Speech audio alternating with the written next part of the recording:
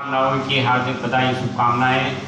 आज जो हमें 6 माई के अंतर सीमा का यह गुणगान करने का सौभाग्य प्राप्त होता है, यह वही सनातन संस्कृति है जहां हमें पर्वत माँ का एक ख्याल करने के लिए 9 दिन के यह व्रत त्यौहार दिए जाते हैं। ऐसा कोई धर्म नहीं है, ऐसा कोई पंथ नहीं है जिसमें हमें माँ का गुणगान करने का 9 दिन का सौभाग्य प्राप्त होता हो।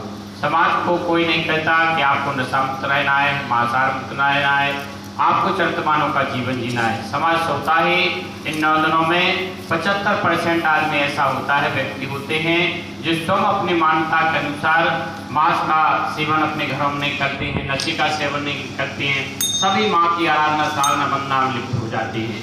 यह है हमारी सनातन संस्कृति की एक परंपरा है। आज जो हमें रामनवमी का पर्व प्राप्त हो रहा है, यह इसके पीछे भी बड़ा उद्देश्य है। जिस प्रकार से हमारे राम के आदर्श होते हैं, जिस प्रकार रामचंद्र जी का जीवन रहा, वह जीवन आज रामनवमी के दिन हमें याद करना चाहिए कि भगवान ने कितनी मर्यादाओं के साथ, कितनी सहनशीलता के साथ, कितनी भक्ति के साथ, कितनी शक्ति के साथ, कितने भक्त प्रेम के साथ, कितने प्रेम पिता के प्रेम के साथ सारी मर्यादाओं का प्रभु ने अपने जीवन में किस प्रकार से उनका पालन किया। यदि हमने मर्यादाओं में इस प्रकार का कार्य किया जो आज माँ के साथ रामचंद्र जी की रामनवमी का हम पर्व दिवस मनाते हैं, आज हम और आपके लिए एक सौभाग्य प्राप्त होता है कि आज हमें गुरु और गुरु भाई के प्रेम को भी समझना चाहिए। यह भी प्रेम कहीं न कहीं इसमें छुपा होता है कि जिस प्रकार हमारे पिता होते हैं, माता होते हैं, हमारे भाई बंधु होते हैं, बहनें होती हैं, इन सबसे हमसे छोटा भाई है, हमें उसका लालन पालन करना पड़ता है, उसकी सारी व्यवस्थाएं करनी पड़ती हैं। हमसे छोटी बहन है, उसकी सारी व्यवस्थाएं हमारे लिए करनी पड़ती है।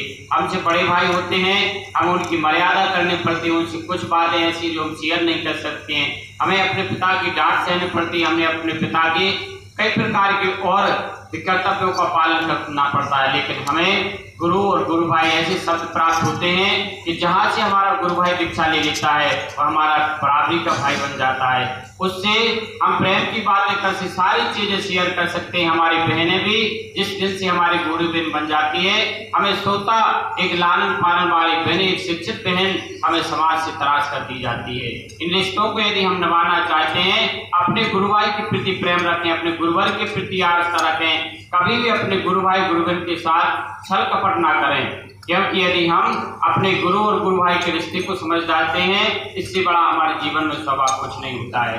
क्योंकि यह रिश्ते प्रकृति सत्ता ने हमें स्वतंत्र कर दिए हैं।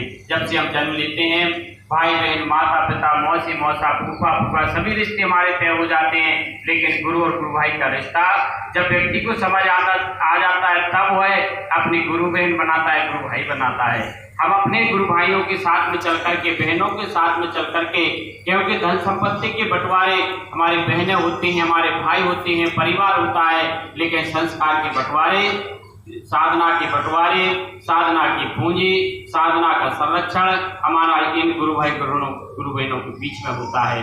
कि यदि हम में कोई कमी है, कोई हमारे अंदर किसी प्रकार का गुण होता है, हमारे गुरु भाई तत्काल इंगित करते हैं किस प्रकार का हमारा गुण है, इसको छोड़ना चाहिए। जिस प्रकार आज हमें महाआरतियों के माध्यम से सत्संग प्राप्त होते हैं, 24 घंटे के 40 पाठों के माध्यम से सत्संग प्राप्त होते हैं, 5 घंटों के 40 पाठों के माध्यम से सत्संग प्राप्त होते हैं, लेकिन हम स्वयं उन चीजों को नहीं बढ़ना चाहते हैं। गुरुवर ने हमें स्वतंत्र विचारधारा दे रखी है कि आप स्वतंत्र हैं। जब आपको समय मिले, जब जहाँ पर 40 पाठ हो रहा है, आप वहाँ जाकर के बैठिए, अपनी चेतना को स्वयं जागृत कीजिए और माओ का उच्चारण कर। गुरुवर जी ने कहा था कि 5 या 10 मिनट के लिए हम माँ का उच्चारण कर लेते हैं, तुम्हारे अंदर जो नकारात्मक शक्ति उत्पन्न होती है, जो नकारात्मक ऊर्जा हमारे अंदर प्रभावित होती है, उसको हम माँ उच्चारण से नष्ट कर सकते हैं। इस रामनवमी पर सभी से हमारा विशेष निवेदन है कि अपने गुरु भाई गुरु बहनों से, जितना भौतिकतावाद के गुरु बहनों गुरु भाइयों से हम प्रेम करते हैं, उनसे 100 गुना अधिक प्रेम हमारे गुरु भाई गुरु ने करें। नहीं, सभी को जय माता दी।